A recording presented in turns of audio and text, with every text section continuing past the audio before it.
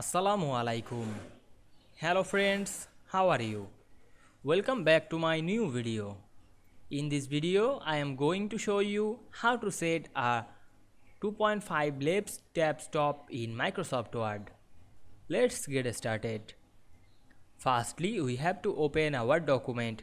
Then we want to set a 2.5 left tab stop in this document. Go to the paragraph settings. Then go to the tabs option and select the default tab stops. Then write 2.5. Then check mark on the left and click OK. Then apply the tab, press tab on our keyboard and we can see we set this tab stop 2.5 very easily.